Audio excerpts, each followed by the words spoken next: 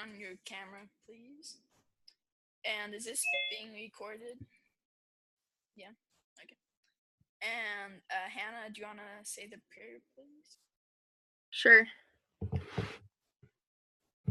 Our dear, kind, and gracious Heavenly Father, we thank Thee for this day. We thank Thee that we are able to get together for this class, and please bless that we will have a great day today. And please bless that we will be inspired to talk about great things about this book. In the name of Jesus Christ, amen.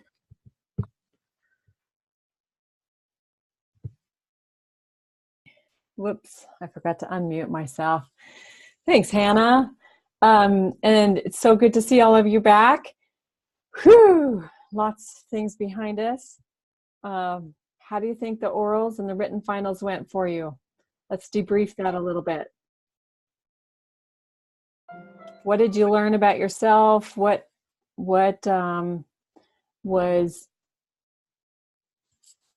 How did they help you learn better some of the principles? Tell us some of your thoughts.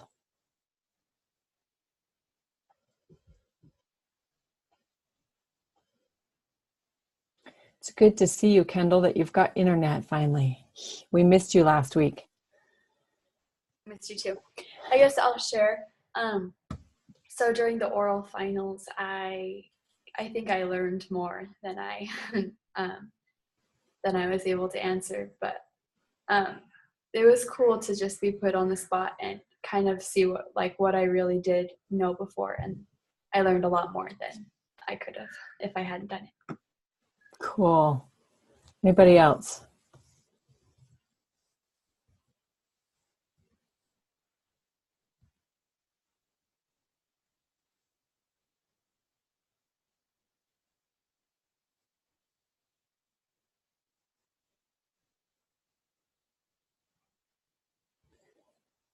We've got almost half of you with your cameras turned off. Can I invite you to please turn those on and keep them on? I really don't mind for 30 seconds or a minute here and there if you need to eat or if you need to cough or sneeze or something, but I really want to have you present here. I think we learn better when we're on, and it helps to force us to be honest and present. And what I mean by honest is that there's nothing hiding, that you're just here, you're with us. So if you could do that, that would be great. Okay, any other thoughts? For some of you who have done oral finals before, was it different? Was it better? Could you feel yourself relaxing a little more than you did the first time? What were some of your thoughts? Maybe those of who have taken the final before. Yeah, Carter. So this year I was definitely kind of more relaxed, and my nerves were, I wasn't as nervous, but one of the questions that you guys asked me, I had to totally guess on, and I hate to admit that, but it just is what happened. And it was good for me to go through that experience of not fully knowing what the correct answer is, but just to trust my heart and be like, you know what, this is what I think it is. I'm just going to go with it. And so I'm really thankful for that. That's cool. Okay. Awesome. Anybody else? One more. Do we have somebody else who would like to stand up and say something, how this oral helped you, changed you? What was different for you this time?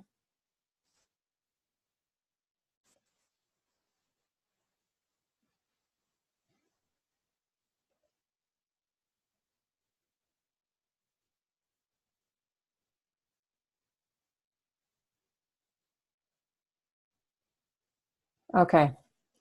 And Ileana and Elijah are joining on a phone. Okay, that makes sense why you're not showing up. Okay, the rest of you, please turn on your cameras if you can. All right, we have two discussions that we're going to discuss Churchill because we're going to be reading him through Friday. And then we'll start on Monday with Alice in Wonderland. or Alice's Adventures in Wonderland. I think this is the book that you purchased, the annotated Alice. And maybe we'll talk about this really quickly and give an introduction. In the Canvas, for Monday, I have a video for you to watch. It's an introduction to Alice, and it also includes a video that I found created by a man who's from, I think, Australia, and he is a mathematician.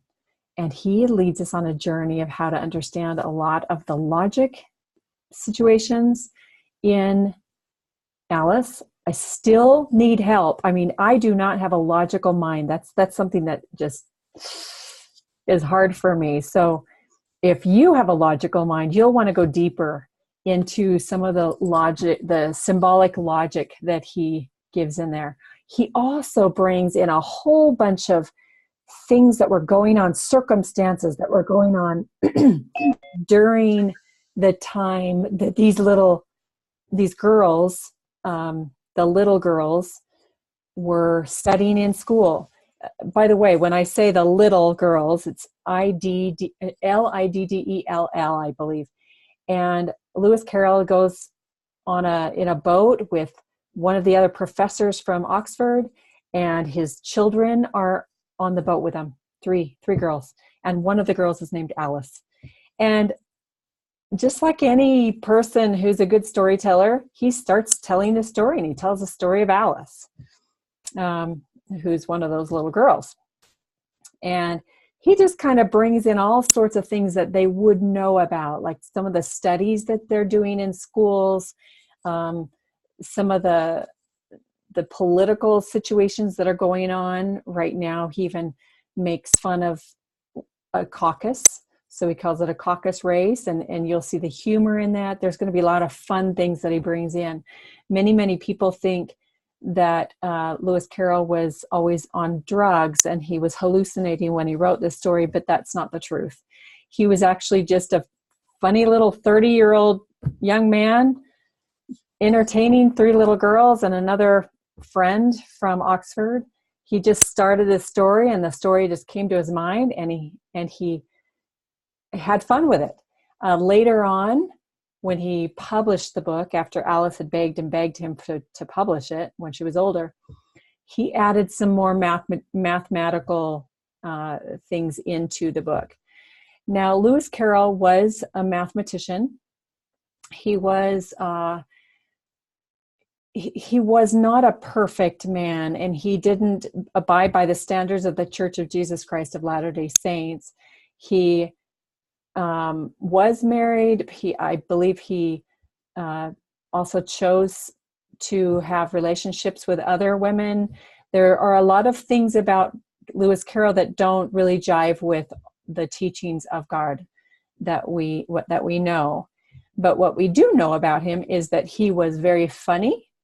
He was a storyteller. It says my internet is unstable. Can you hear me, or am I cutting out? Okay, good. He was quite a storyteller, and as you know, and he worked as a professor at Oxford. So there's other things that you might want to find out about him if you'd like. There's a lot of controversy around him because people look at this story and go, what, was he hallucinating or something? But just remember how silly one can get when you're telling stories to little children. You can get pretty silly. And anyway, we'll go on from there, but you are to start reading that on Monday. And on Wednesday, we will discuss Alice and Churchill. Okay, so we can choose which one we want to start with first. It doesn't matter. So we'll divide up the class with Churchill and Alice. Also, I have I'm going to share my screen here quickly. I have a running study guide. Where is it? I got to pull that over. Just kidding. No. I must not have it up. But this is the class notes, of course. I have a running study guide that is for you to study the, maybe we'll just find it here.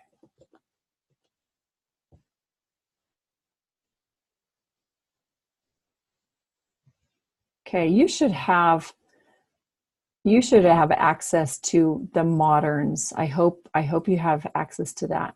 Or maybe it's this one, the postmodern study guides. And then you go into second semester. And so far, I have just 2 up, Churchill and Alice in Wonderland. These are highlighted with the actual link to get you to the individual study guides for each of the books. And after we have discussions from Churchill today and Alice in Wonderland, I'll be adding a simple group of questions there that you can study. But you will also want to study the full study guide here. And of course, there's more information about the Churchill here and Paul Johnson. And then, of course, the questions start down here, as many of you have already figured out. So hopefully these study guides will help to build your knowledge as you're doing your assignments and writing in your Google Docs that will stay with you for the rest of your life. So with that, I will stop sharing and then go ahead and go to the class notes. And whoops, there we go. Oh, thanks, Lincoln, for adding Hannah in as prayer. I had a student this week who found a video that's only 5 minutes long about Paul Johnson, and I wanted to share it. I felt like it was really timely. Thank you, Kendall, for sharing this with me. I also thought, how often do we really get to know a historian who has lived through 2 wars? I'm sorry, just one major war, and has been able to write some of the greatest history books that we have today in our modern time period. And this is a man who is very religious. So it's really quite an opportunity to be able to actually meet him, sit down with him in his living room and listen to some of his thoughts about, if you see the 4 questions in the class notes. What are his thoughts about religion? What does he say about dates? And this is something that's very fascinating to me, because I'm always one that kind of puts down the idea of memorizing dates, but he has some ideas about that. And then what does he say is the greatest thing in life? And he says it so briefly, so you listen really, really carefully. And then what 3 things does he suggest to youth? So why don't you look at those 4 things as you listen to this video, and go ahead and, by raise of hands, does everybody have access to that link to the class page? Because I want you to just go ahead and listen to the video and then come back. Who does not have access to that? By raise of hand.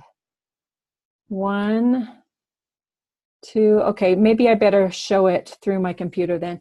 I've got pretty lousy internet, and so I'm kind of concerned about that. But I'll go ahead and share that with everybody. And then we'll come back and we'll answer those questions. But keep those questions in mind. What does he say about religion, dates? What's the greatest thing in life? And what are 3 things does he tell the youth? And go ahead and take notes, and we'll come back. I'm going to share my computer sound.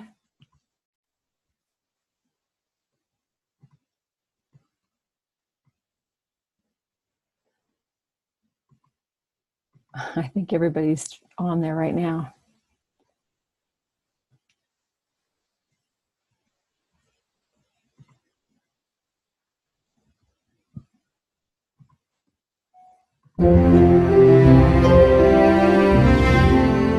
All right, here I am with the great historian Paul Johnson at his home in London. And I'm going to ask you just a few questions and get your thoughts. First, why do you think religion in Europe has become so unpopular? Well, there is a very big secular movements in Europe, socialism, social democracy and so on. However, there are still vast numbers of Christians in Europe, as well as Jews, of course. And I don't think religion is dying out there at all. There could well be a religious revival over the next 20 years. If you were to give one powerful argument for being a religious person as opposed to a secular person, what would it be? If you want to be a happy person, I don't say that being religious will make you happy, but certainly nothing else will.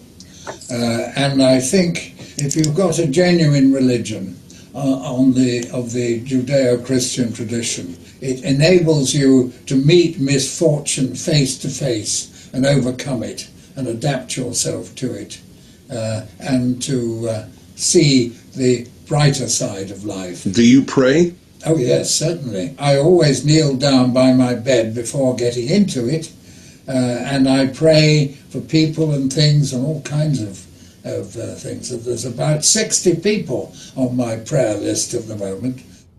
Do you have a favorite book in the Bible? Yes, I think the best book in the Bible is the book of Job. And that's a very mysterious book in some ways, and it's well worth reading and rereading because there's all kinds of beautiful things in it, and the story of this unfortunate man and terrible things that happened to him and the way he survived over them, and of course it has a happy ending. The happy ending is the least convincing thing in it, actually, but it's a wonderful book. How do you react when an American says that America is the last best hope of humanity, as Lincoln put it? Do you think that's arrogant? No, I often say it myself, and I think it's true. And I don't regard America and England as different countries. I regard them both as family. So anything that's good for America is good for me as an Englishman. And anything which is bad for America is bad for me as an Englishman. If America is rich and happy and prosperous and doing the right thing in the world, then there's no one more delighted than I am. How do you explain anti-Americanism? It's a disease like anti-Semitism. It's an intellectual disease, and some of these diseases it's impossible to fathom. All one knows is that it can be cured, and the best way to cure it is for people to go to America and meet Americans. Do you think there is a great threat today? What I would like to see is a spread of freedom in China, because China is becoming a very important force in the world. And it's still run by a very narrowly based communist dictatorship. They don't believe in communism anymore, whoever did, but they believe in retaining power, and I would like to see power devolve on the people of China, because there's nothing wrong with the Chinese people, it's their rulers. What do you know now that you didn't know 30 years ago? I think it is terribly, terribly important to get chronology right. Remember the dates, fix people with the dates. I think a weakness in chronology, it's impossible to write good history.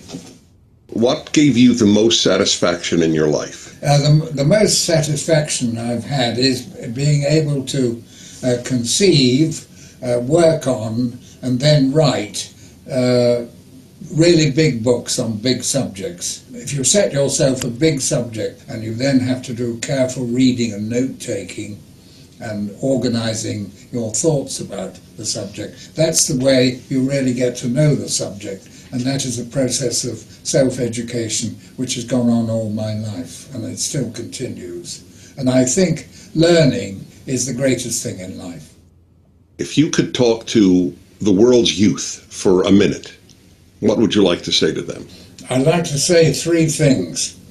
First, never be discouraged if you don't pass the exams and do brilliantly at school. Secondly, always aim high. It doesn't matter what you're doing in life, but you always ought to aim high and set yourself the highest possible standards. Thirdly, do the good things in life. Don't waste your time on the mean things. Try and be magnanimous, big-hearted. Those are the three things I would say. Well, it's an honor to be with you. Thank you, Paul Johnson. It's an honor to have you in my house. Thank you.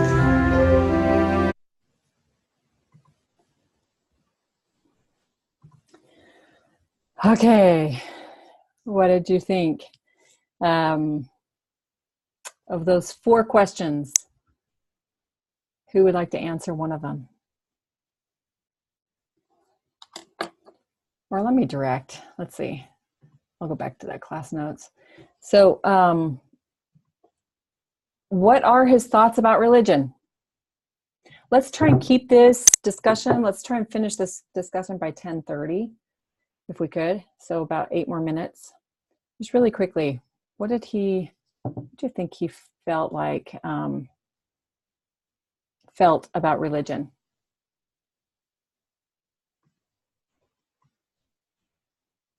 He felt that it was really important, and he said, like, he's not going to promise that religion will make you happy, but if it doesn't, then I love how he says nothing else will. So it's obviously a really big part of his life and a big part of his happiness.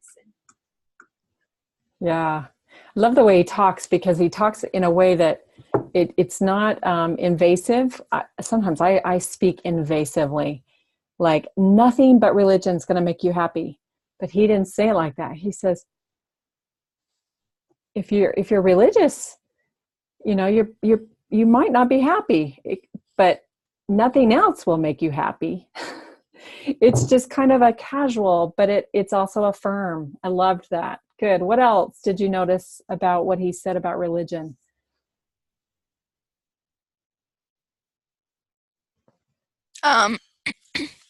He said that it'll help you like face trial. You can be stronger, and yeah. Yeah. Good. Yeah. And anything else?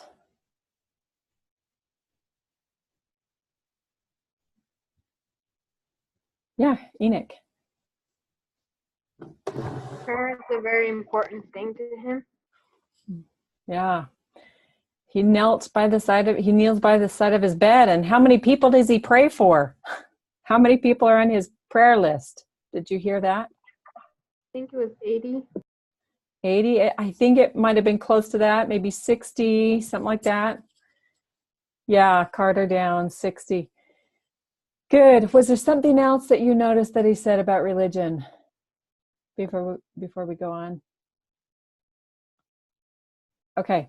So then what's the next question? What did he say about dates? Now that was a kind of a short little discussion, but what did he say about dates? And why do you think he said it?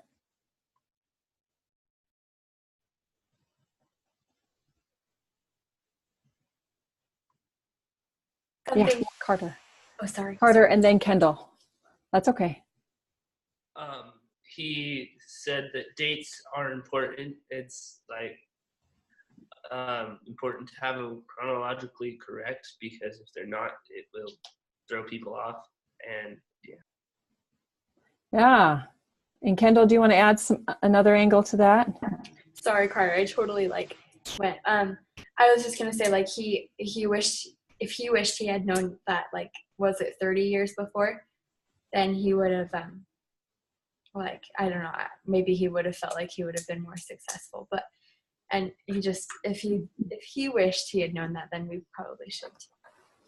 Yeah, let's brainstorm. Why is it important to know dates? Maybe not for a test, because who wants to be tested on dates? But why would it be important for you and I to connect? What did he say? He said, fix people with dates. Why might it be important?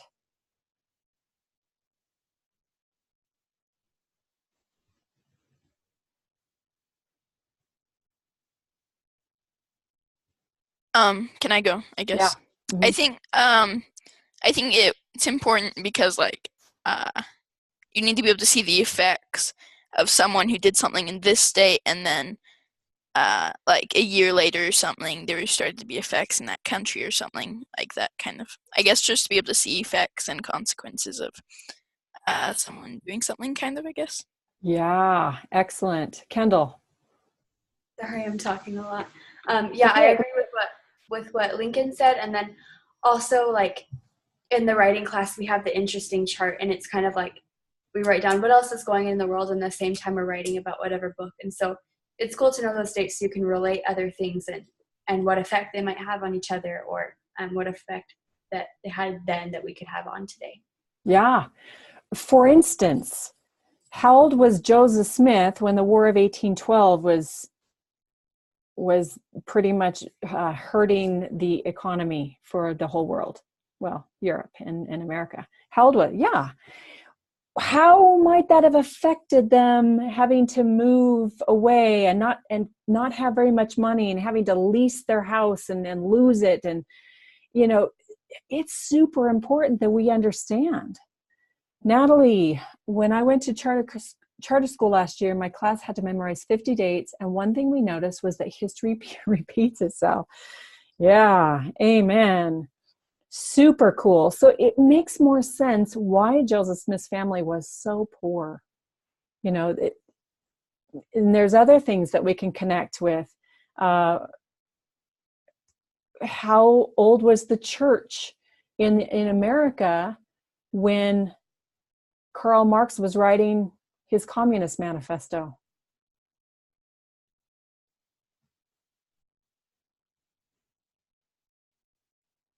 What year was the church?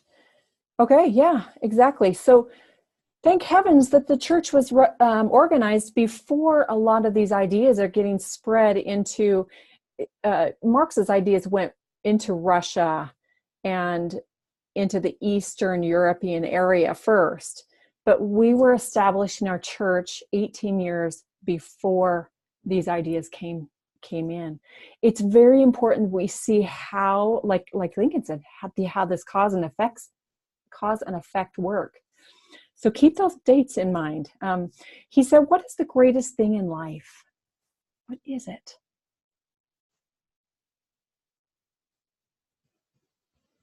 Lincoln. He said that it was learning, just receiving knowledge. Yeah. Yeah. Do you think he's right? Naomi, do you want to add something to that? Yeah, I like how he said self-education, because he was really talking about organizing your thoughts and writing notes and learning for yourself, self-education, because if you don't want to learn, then, I mean, what good does organizing your thoughts do? Very good. Yeah. Okay. And then he said, what 3 things does he suggest to the youth? Well, he didn't say this. I'm asking that. What 3 things did he suggest to youth? Let's hear from some people who haven't heard from. Carter, it's okay. Go ahead, Carter. Well, Carter, Kelsey, and then Carter Downs. I like one thing that stuck out to me was I loved how he said, just don't get down on yourself. He said, just like if you don't pass the exam or whatever, then don't beat yourself up. Just kind of try harder next time, you know? Yeah. All of you are brilliant minds, and tests are only a way of learning. They're not a stamp on you. They are a way of learning. There is an equation that we use to kind of tell you where you are, but tests are a part of learning. We don't learn through tests all the time. We learn through discussion and reading and just, but tests are just a way of learning, and not everybody's going to be awesome at it. So I liked that. I think Carter Downs, and then we'll go to Lucy. Carter said what I was going to say. Okay. Do you have any angles that maybe you want to add to it? Well, I guess it could be more general. Don't get down about things that don't matter. I don't know. I think that's true. And in a sense, every single thing we do is a test, right? Because we're here in mortality to be tested, right? So in a way you can say, don't get hung up on certain things. Good. Lucy Whitney. Another thing that he said was to do the good things in life and like don't waste time on things that aren't helpful to you or aren't kind and stuff like that. Yeah. What big word did he use? He told us to be what? Do you remember that big word? I can't remember. Okay, it was magnanimous, which means just have a big heart. Just go out and just have a big heart. You notice a sibling who might need help. I noticed somebody helping somebody unload the dishwasher the other day. Have a big heart. Eliana or Elijah? He talked a lot, well, not a lot, but he talked about like raising your, like aiming higher than where you want to go, or like shooting for the stars. Yeah. Yeah. Excellent. Super good. So this is one of our historians. You got to get to know him, sit in his living room, and I think that's a pretty amazing thing. We don't get to do that very often because there aren't very many historians that we know of. And so what a great thing that was. Okay, what I want to do for the rest of the hour that we have left is I want to discuss Churchill until 11. And then we're going to have group discussions. We'll divide up in groups and we're going to go and do, this is under the B heading in the class notes. First, Churchill. A is discussion questions. We'll go to 11 there. And then B will go into, you will watch the PragerU video, and you'll have to find this on a phone or somebody who doesn't have access. You'll have to, what I could do is when it's time, I will put in the link in the chat box and go ahead and I will separate you into groups, and you'll watch that video for 5 minutes, and then you'll talk for about 10 minutes or 8 to 10 minutes in your groups. Those 2 questions that I have under there, and any other questions that you might come up with in the discussion. Then we'll come back for about 10 or 15 minutes and close with some of the things that you learned in your group and share those things. So that's how we'll do it. By the way, I welcome Erica. I am so thankful for her and thankful for her help in all those exams last week. So let's discuss some questions about Churchill. I don't have my book here. I've let Hannah take it upstairs where she is, or downstairs. I don't know where you are, Hannah. Let's see. I can't even tell where you are. Oh, you are downstairs, aren't you? So she's got the book, but I believe today is the chapter right before he becomes prime minister, and he helps during the war. So we're not going to really basically talk about World War II yet, but we'll talk about those first few chapters, I think first 5 chapters. And I've got some questions here, but you can also bring up your own questions. But I need everybody to kind of help direct this, since I do not have my book with me with all my notes in it. So it'll be you discussing.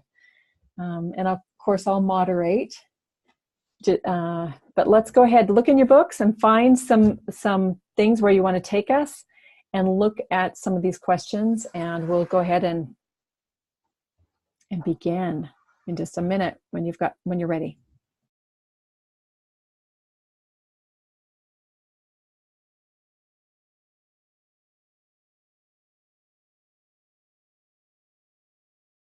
Kendall. We just share a quote and talk about it. Yeah. Okay. So on page 57 in the Lessons of Failure, I found It says Churchill's service in the trenches served him well in both world wars because it enabled him to understand the needs of ordinary soldiers and officers much better than Sir Douglas Haig, who never went near the trenches if he could help it. He thought his nature too tender and that experiencing horrors would undermine his ability to take hard decisions. I thought it was cool that that Johnson noticed, well, that like it was important to Churchill to understand what his soldiers were going through himself without just like, sitting there and letting them do it. And so I just thought that was cool.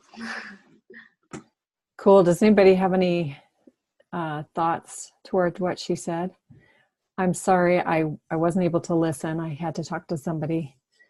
So I don't even know what you were talking about. So go ahead and make a comment. What did you think?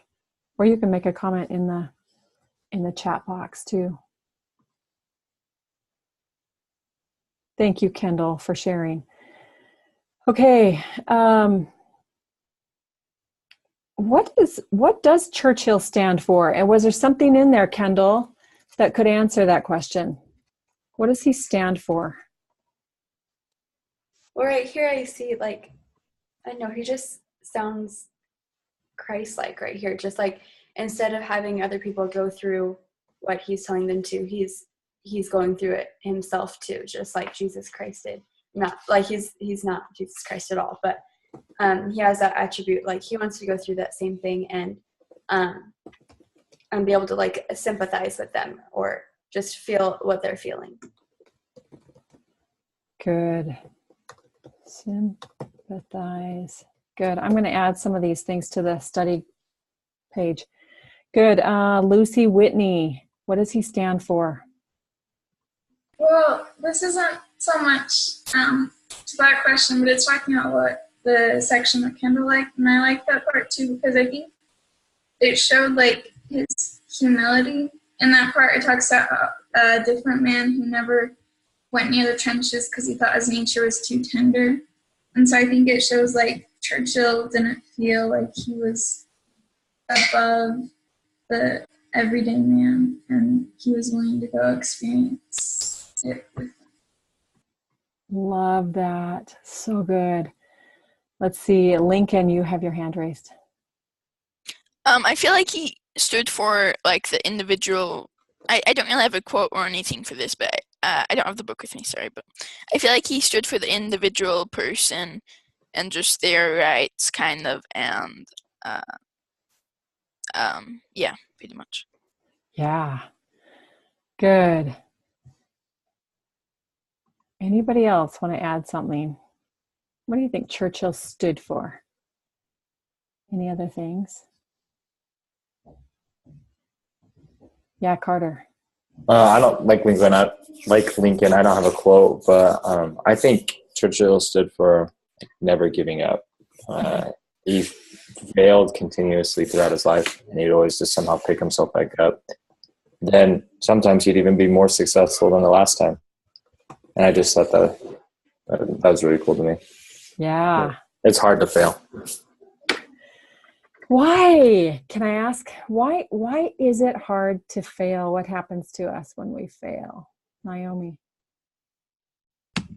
I think it's all about perspective because, I mean, it's really only because, I mean, you could look at it as failure, but you could also look at it as a learning experience. And I think that's really what Churchill did. He kept growing and learning from his experiences.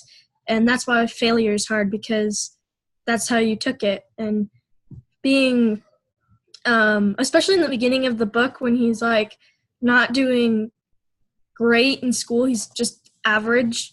And his father's basically like calling him a failure. That didn't stop him. And that might have even motivated him a little bit to do better and to work harder and keep growing and learning. Good. I'm just writing this down. Massey's.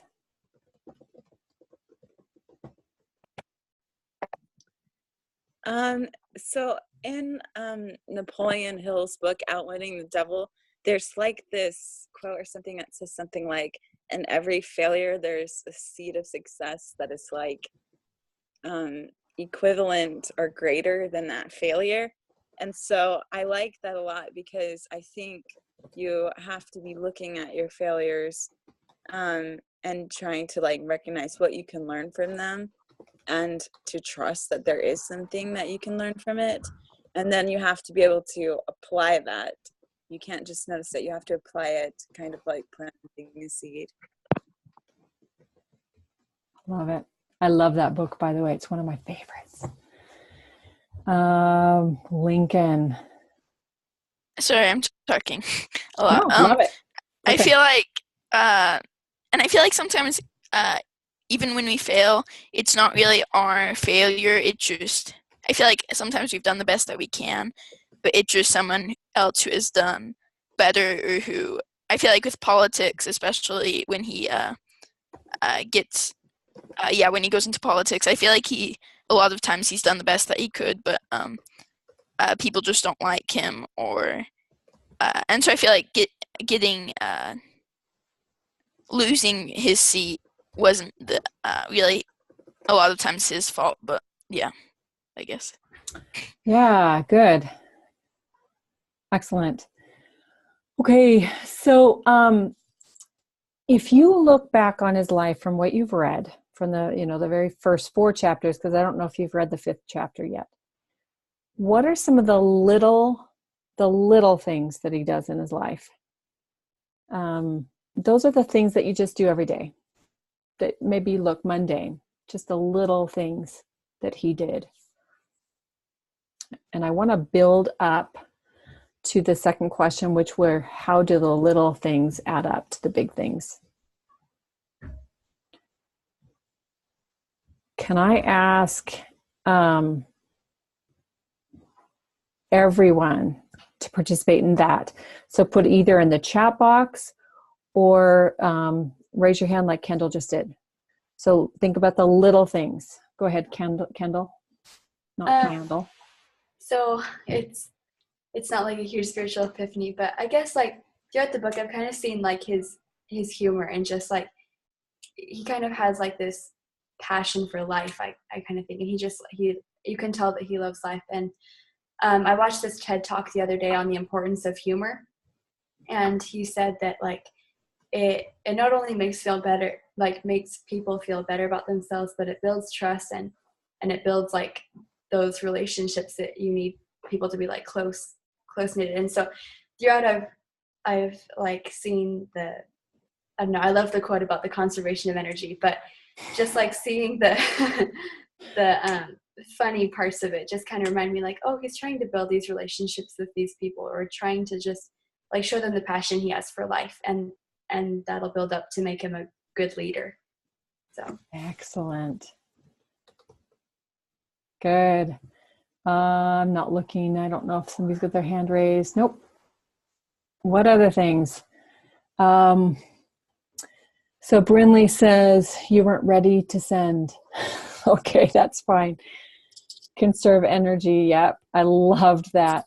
Let's put that in, because that Kendall connected to humor, but conserve energy is something he did. Good. Write about his experiences. Yes. Great. This one, Carter Downs. Mr. Churchill, sir, to what do you attribute your success in life? Yeah, that is funny. And he's talking to our own Paul Johnson, who we just got to see. Positive attitude. Excellent. Okay. Anything else? Oh, Carter Downs.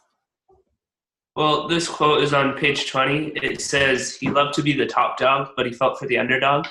And I thought that that's what it takes to be a good sport, is enjoy the power when you have it, enjoy being the top, but always feel for the underdog. And since you've been in the dumps, you know what it's like.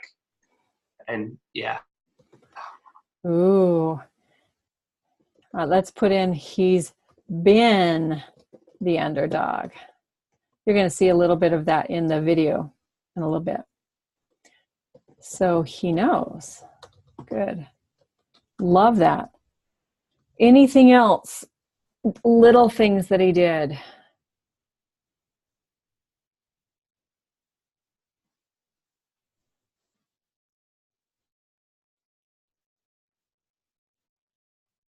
You've got a pretty good list here.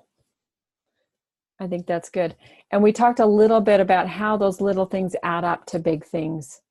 So why do you think it's important to know about the little things in his life and the little things in our life?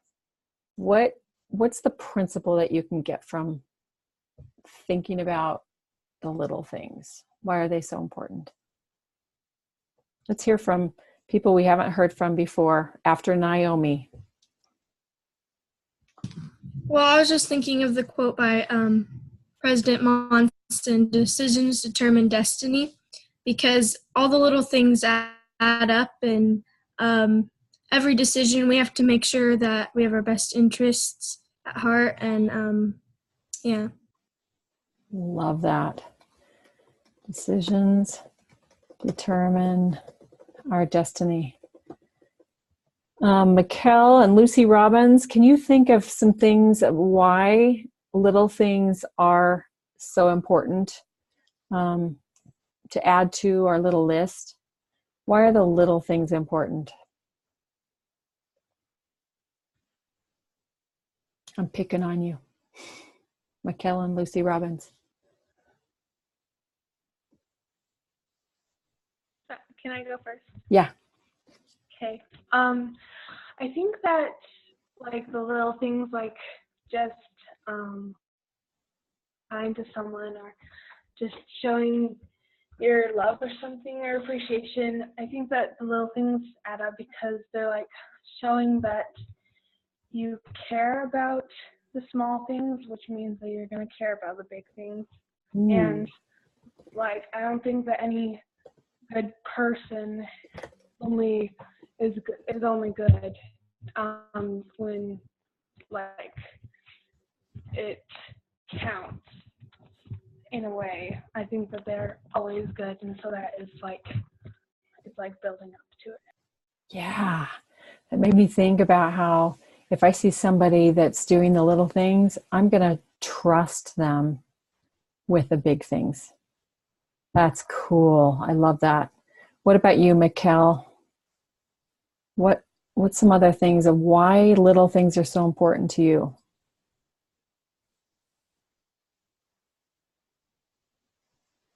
Enoch, I love that. I'm going to add that. Loved his mom.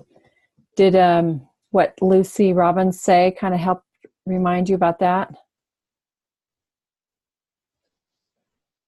Brinley. Okay. That sounds good. All right. Anything else? How do the little things add up to the big things for you?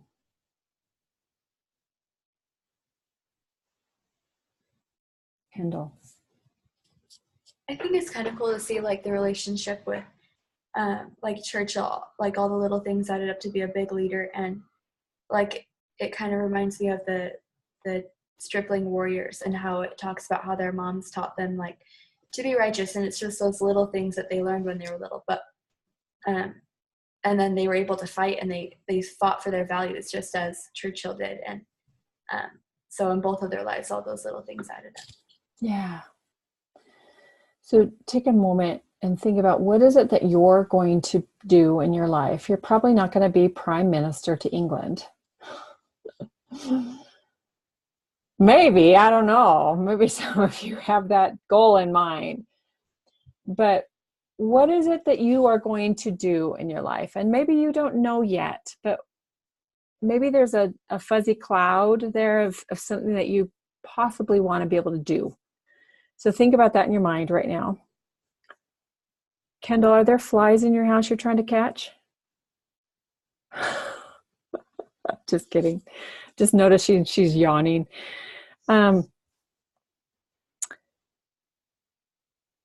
Oh yeah, I love that. Oh my gosh, I've got to copy that, Massey's. I don't know who wrote that, but that is like so fantastic. That's like one of the things.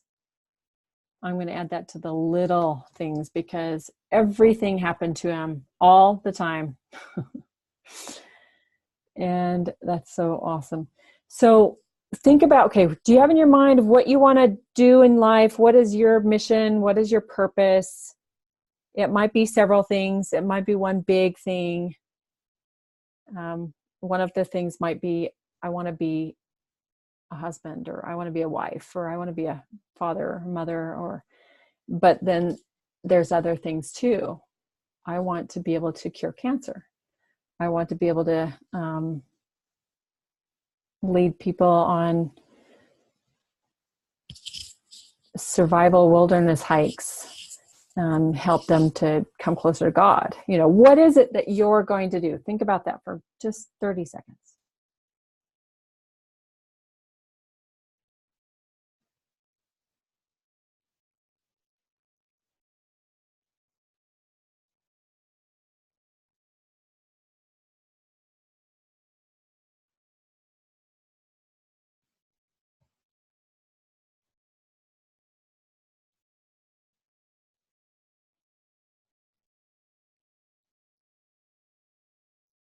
Okay, now write that down, whether it's on a sticky note or your Google Doc.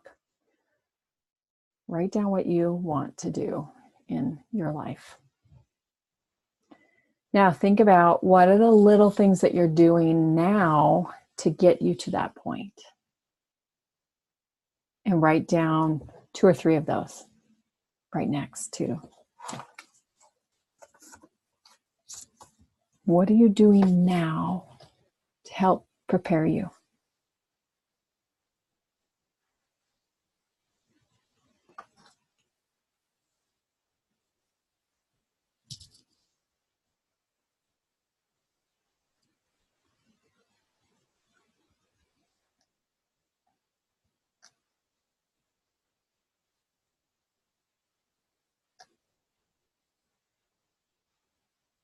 Okay, about 30 more seconds.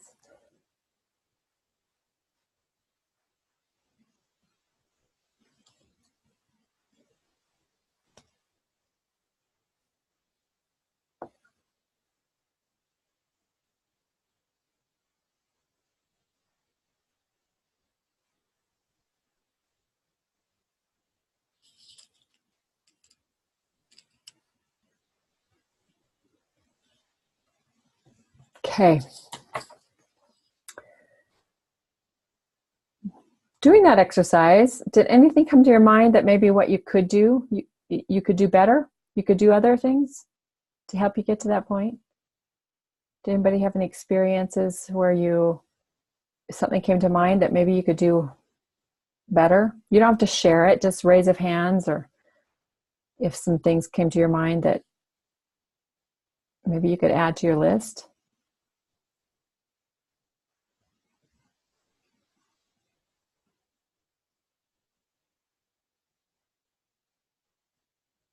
So all of you are doing everything that you should be doing to get to that point. I take it. You're on the path, man. Seriously though, did something come to your mind as you were doing that exercise, or did you just not do the exercise? That's why nothing came to your mind. By raise of hands? I'm not going to call on you, I promise. Okay, few of you. Hold up. Raise of hands of who did the exercise or who didn't. Oh, no. A raise of hands who had things come to your mind that you could do better by virtue of doing the exercise. Okay, cool. Okay. So most of the time, the only time we really get inspiration is when we are thinking of the things that God has asked us to do. So he sent us down with these desires to become what he created us to become, right? And the way we get inspiration for that is to actually get in, dig in, and think about it, and write things and think of things. And that's when our inspiration comes. So try to take opportunities any moment that you can to figure out your plan for life, because that's when the inspiration comes. Okay, now that you have read, so we've talked about the little things that Churchill did, the things that he stood for, how those things, both the things he stood for and the little things he did, how they added up to prepare him to be prime minister, and how they prepared him to actually step down from being prime minister and to go on his little quiet life after that, which was very fascinating. And so think of that. And now that you have read The Hiding Place, Anne Frank, and Karl Marx, what insight do you have about World War II and Churchill's preparation and willingness to stand up and serve? Now you know the story of Corey and Betsy and the fleas and the horrible abuse and the killing of their family members and this helping the Jews, the serving, and then you know of Anne and her real life experience day to day, including her rants and raves from her mind. And you know what Karl Marx wants to do. And you think of Paul Johnson. I loved what he said about communism. Did I write it down? Whoever believed in communism.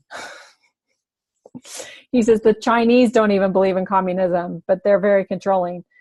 Whoever believed in communism. So now that you think of Karl Marx,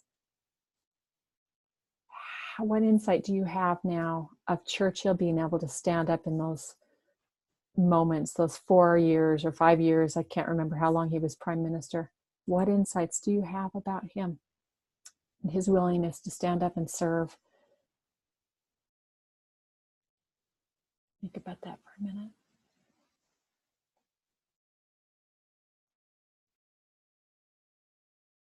Naomi.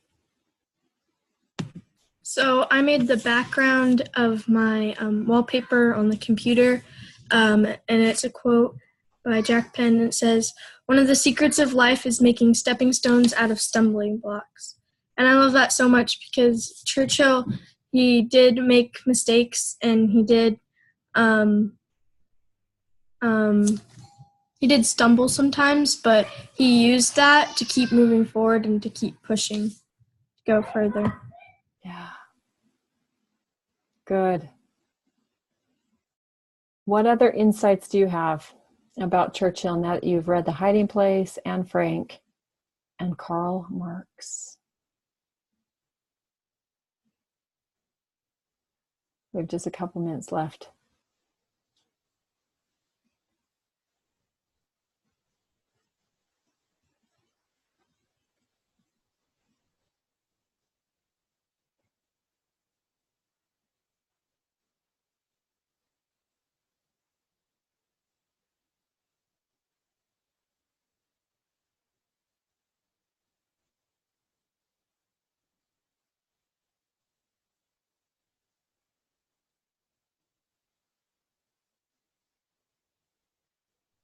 Okay, make room on your Google Doc for insights because you're going to get some in the group study right now.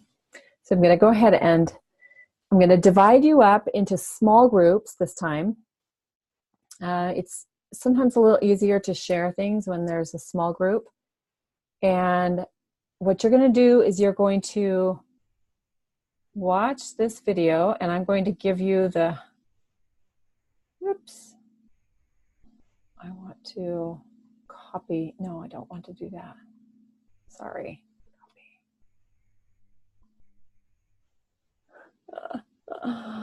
I'm struggling today. There we go. Okay, I want to copy this into the chat box. So go ahead, I'll divide you up, watch the video together, and then discuss those questions that are in the chat box, which are what stuck out to you pertaining to his character, the situation, or the decisions he made as you watched the video. And then what did you learn about Churchill that you did not know? And write those things in your Google Doc as you talk about them. Okay, I'm going to send the link now, and then I'm going to divide you up now.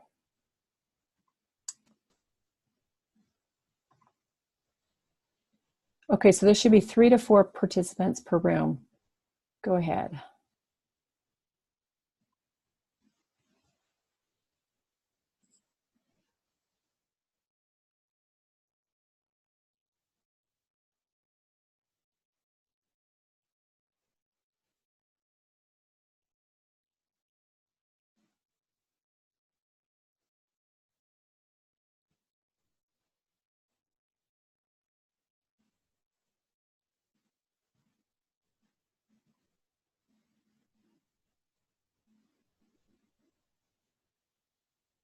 So Hannah, did you get an invitation to go to a room? Eli, did you get an invitation to go to a room? Okay.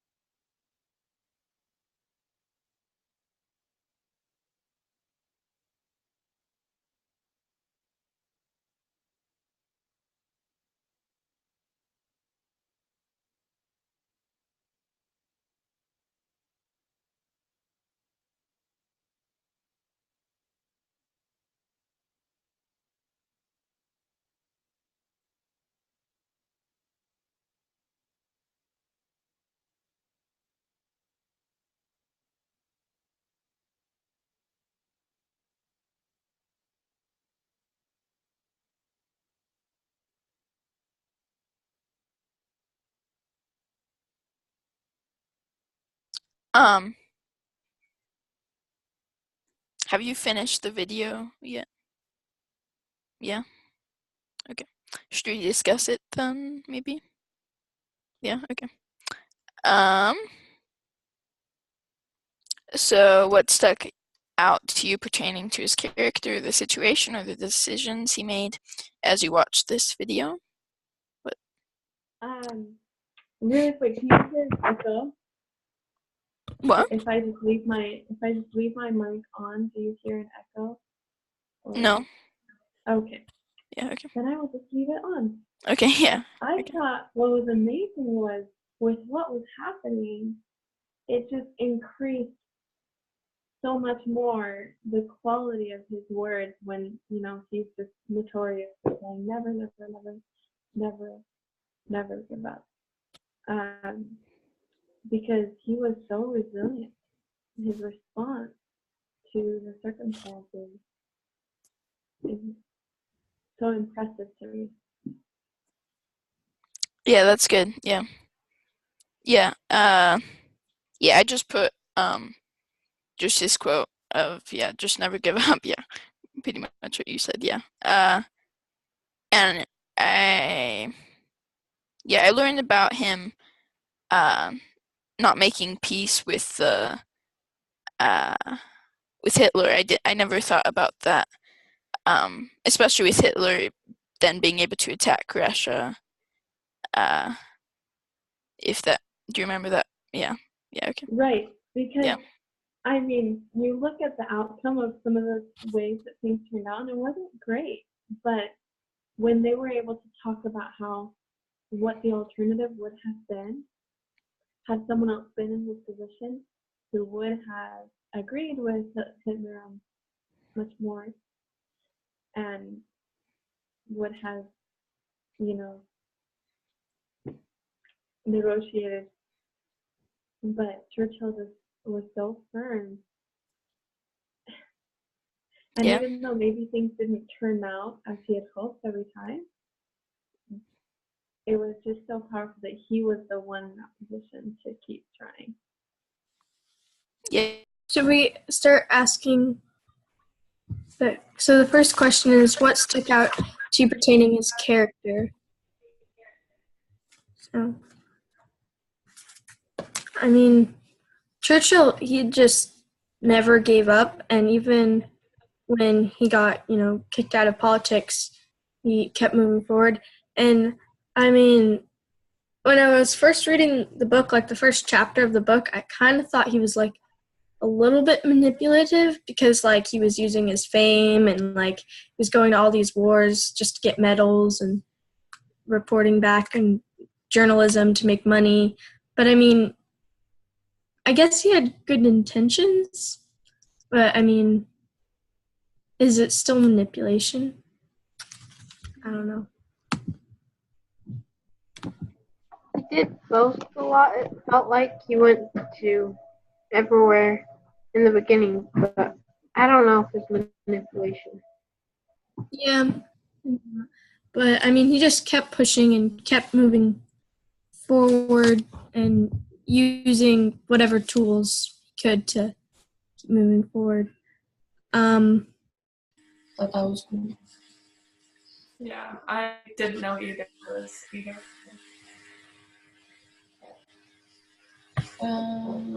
I don't think there are any more questions.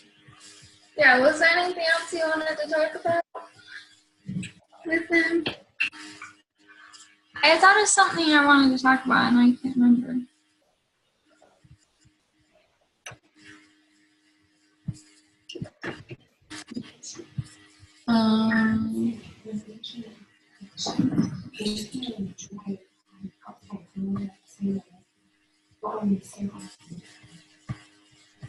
The Wi-Fi's fine.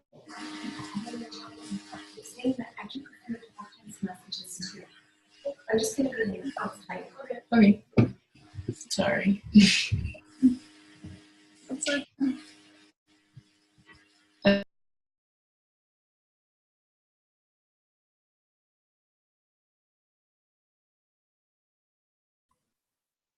So Is this group done? Did you all just like stay blank, or did you have a discussion? Actually, I can't don't get the think any video. of us were able to get the video. Oh, that's too bad. Huh. It shows like a little black air trying. Huh. I'm so sorry. Well, did you go on the class notes to get it? Because that should help. Try that. See if that works.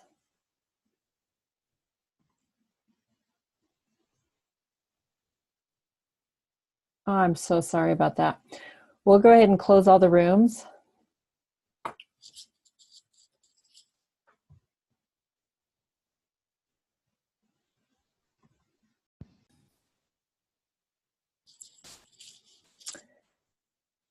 Okay, everybody, we had some of the groups that weren't able to get the video. By raise of hands, can you tell me if you were able to see the video? Majority of you. Can you, Hannah and Carter and Izzy and Dylan, can you please turn on your cameras, please, so we can see? You were not able to get the video, is that right? Did you try the class notes page?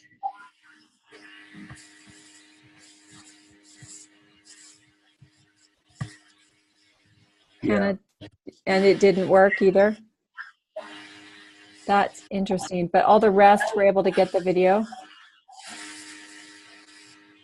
That's really, really odd. Anybody else who did not get the video by raise of hands?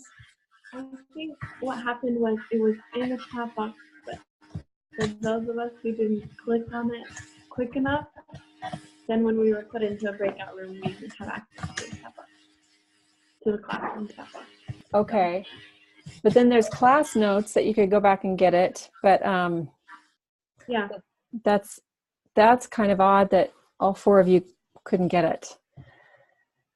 Funny. Okay, well, it's a good video, so go to the class notes. And oh, Dylan, you said that doesn't work for you either? Let me see here. I need to fix something on it then. Okay. So if you go right here, you click on it, and then you go down to here and you click on that. Okay. So then you start it. Okay, but I'm gonna stop it. Whoops. Okay. So does that make sense? When you click on it, you have to go down to this. Does that make sense? Did you guys do that? Dylan, you did, and it still didn't work? Yeah, it just shows like a round air button. Maybe after class, stay here and let me just have you share your screen. I want to see what's going on, so maybe I could have Zoom fix something, or maybe it's not Zoom, I'm not sure. Or maybe I can figure out what's going on with your Google Docs. So stay after class and we'll talk about that. So for right now, Eliana and Elijah, we missed you. Poor Eric and Lincoln were the only ones in that group. Yeah, we got kicked out. Oh, sorry. I came back to the room and listened to that. Okay, cool. Okay, so let's talk about what you learned in your groups and enlighten Hannah, Dylan, Izzy, and who else was in that group? Hannah, Dylan, Izzy, and who else? I was in the group, but I was able to watch it. You were able to watch it? Yeah. Oh, I'm glad that you were able to watch it. That's good.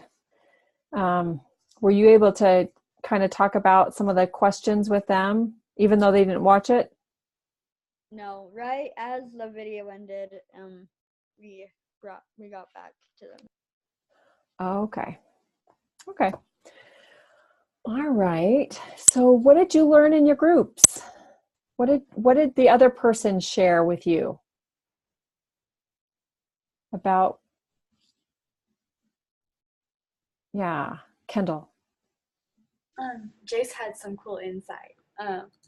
He kind of like had a refutation for the video, and so I think you should share. I thought it was cool. Cool. Go into a full refutation of the video because there's a lot of reasons why I disagree with it, and it's been for a while. And anybody who's like maybe read some books by Richard Maybury, that was what kind of changed my view on this. But okay, but there's tons and tons of principles. So tell us which one you're disagreeing with. Well, what I'm saying is I disagree with them saying that Churchill saved the free world. Okay. As far as the political, like saying this is what happened without this, like we wouldn't be free today, and like the Nazis would have taken over. That's the part that I disagree about. But everything that it's talking about is character, and he was as a person who had the courage to stand up to like what he knew was evil and to do what he thought was the best way to make the world a better place, and also to have the courage to accept responsibility for his actions. And like the things he advocated, it didn't change when it was popular or unpopular. So that just kind of shows you who he is as a person, even though I disagree as far as the strategies and politics and all that. I agree with the video talking about what kind of person Churchill was. Okay, that is totally fair. You know, PragerU is very, very biased. And I would love you to teach us some of the things that you do know about how, in regards to what they say that Churchill saved the free world. What do you teach us? What did you learn in your book? Is it Ray Bradbury? No. What was it? Richard Maybury. He writes by the pen name of Uncle Eric, and he writes some pretty good books. So mainly he was just having me look at what I've always been taught about World War I and World War II, just how the world is like from a different point of view, and thinking about how you don't actually, like, you almost never make the world more peaceful and more free by going and fighting a war, especially. And he's saying you should never go to war unless you have a mountain of evidence that you should go to war, which I think should be a basic idea. And he talked a lot about how the main part of World War II was Russia fighting against Germany. Like the Eastern Front was 3/4 of World War II. And we only focus on the parts where America and Britain get involved, because that's like if we were to watch movies about the Russian front, it would just be huge expanses of snow, watching people just like trudging along, a few like moments of shooting and nobody speaking English. So like it wouldn't make a good us.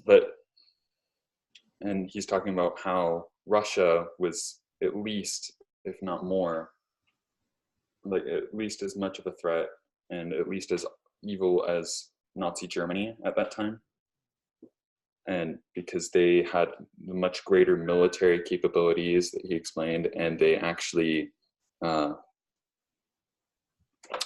had plans for trying to have like spread communism to the world and have world domination, whereas Germany would have never been able to pull off the logistics of that.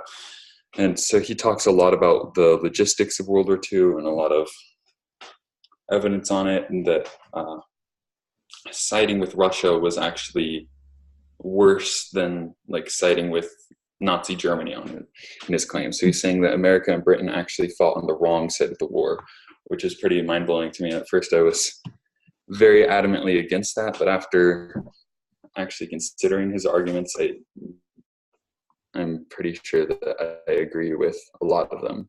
And some of the evidence that he cites in that book isn't very accurate, but a lot of times his strongest arguments are based off of evidence that almost all historians agree on. So that we shouldn't go to war. Yeah. His main claims are saying that the only war that America has fought that was justified, he believes, was the War of 1776 to get independence from Britain. He says that's the war he would have fought in with what he knows now. And I really agree with that. And a lot of people see that as radical, and it's pretty controversial. So I didn't want to go into it too much this class, but yeah. Well, I agree that wars usually are fought because of fear. Isn't that right? There's a lot of fear. And so when we fight wars in fear,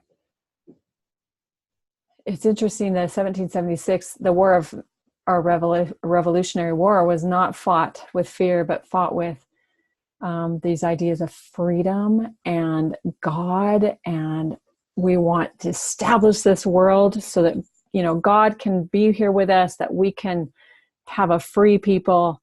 So that is, I think it's excellent that you brought that up. And I think it's excellent that you differentiated between the principle that we should never go to war and the character of Churchill. So people will do what they will do, and there are always people that will stand up and lead them to do what they're going to do, whether it's going to be for good or for bad. And these leaders are in place and they're prepared because of their character, and they do the things that the people want to do, whether it's good or bad, right? And so I like that you differentiated between, I don't think we should have gone to war. I think that's a really good and viable argument that we should talk about.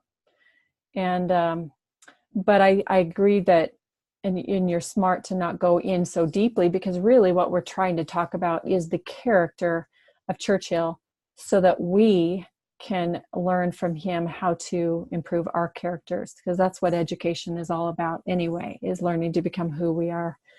And then, like Paul Johnson says, it is important to keep learning and to associate dates with things, and to build our own opinions of what we think of wars and what we think of history. Thank you, Jace. Thanks for being bold and for sharing that. And thanks, Kendall, for bringing it up. Any other insights that you learned in your group?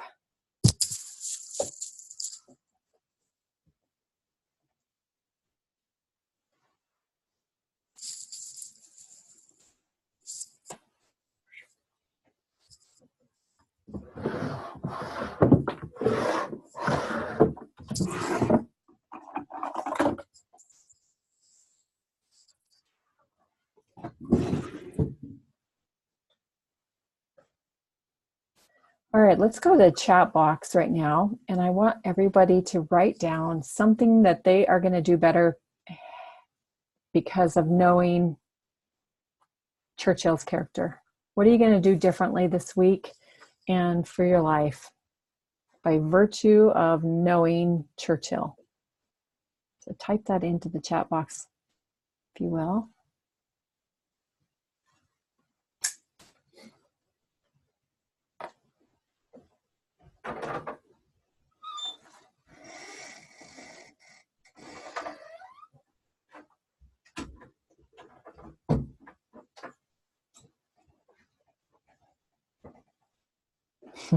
I like that, Carter.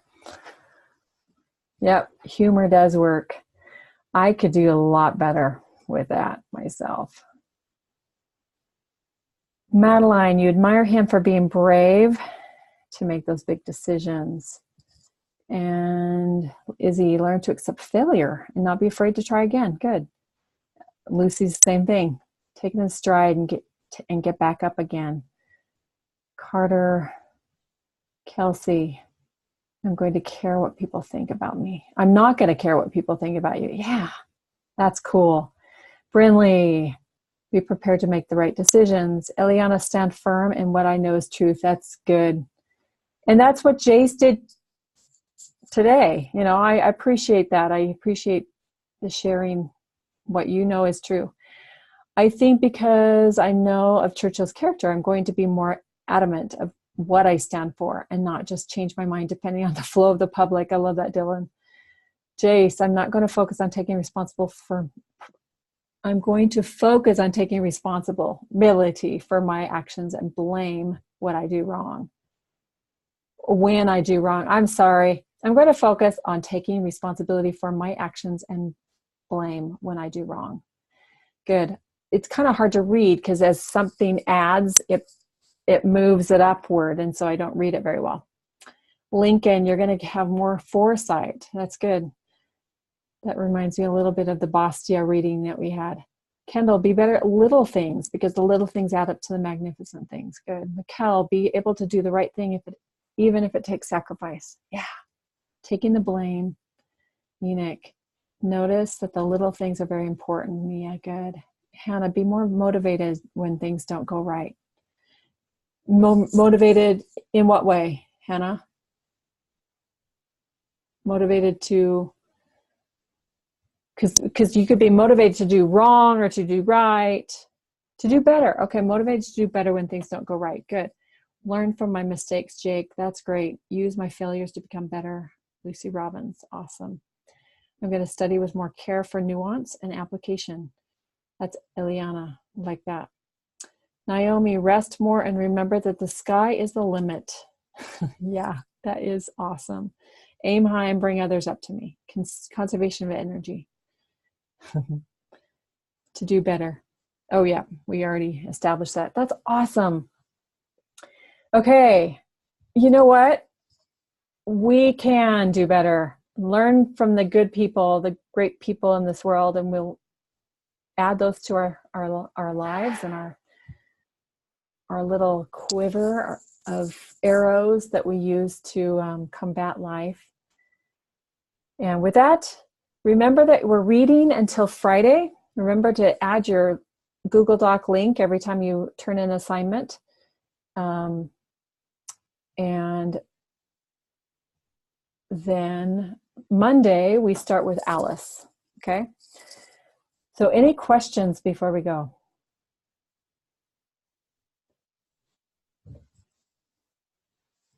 Thanks for class, Carter Downs. See you all next week. Okay, thank you. Have a good day, everybody.